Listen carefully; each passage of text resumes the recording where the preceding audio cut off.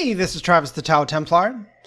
We keep hearing that Bittensor is capable of creating AI, but how do we actually get there? How do we get from miners and subnets to full-fledged AI, running models in a decentralized manner?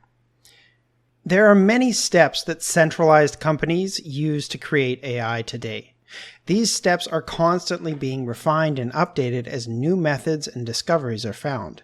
So I'm not going to go over all of them, but let's take a look at the most important steps for developing AI today. First, we have data collection. In order to train an AI developers must first gather a lot of data that can be used for training a model. Pre-training gives AI a foundational knowledge. For language learning models like ChatGPT, this consists of training an AI to the point where it's able to use and understand language structure and derive some basic meanings. After pre-training, we have fine-tuning. So then researchers will then tailor a dataset for the pre-trained model to be fine-tuned against, enhancing the AI's abilities in a specific domain. And then finally, inference. Inference is when we actually use the final model to generate output for users. So when you send a prompt to ChatGPT, Grok, or Corcel, it's inferencing the response. Each of these steps is going to be slightly different depending on the AI being created. An image generating AI should be trained on images, while a large language model should be trained on text.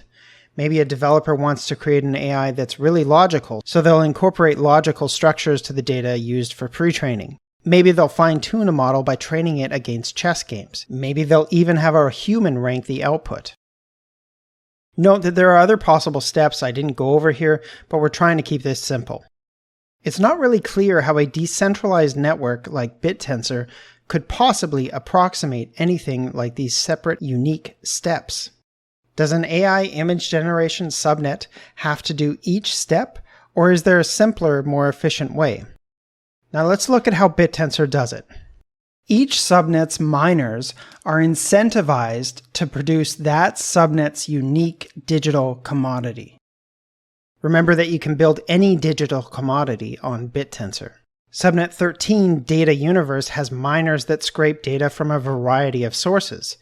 This is an example of the data collection step.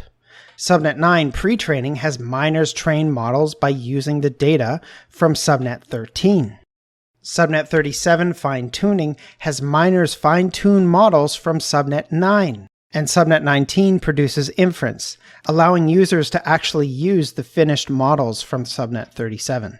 Assemble these subnets and we have the steps required to build an artificial intelligence.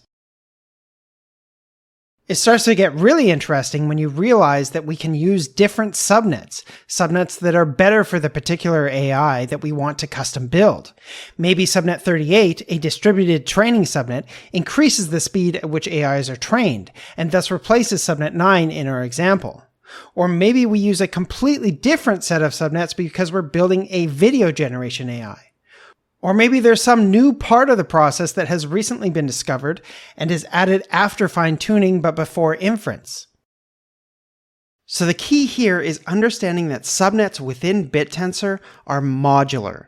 Typically they do one task, and in order to survive, their output has to be valuable. If their output doesn't remain valuable, they risk dying out and their emissions will be reduced, freeing up that subnet's portion of the emissions to be distributed to more valuable subnets.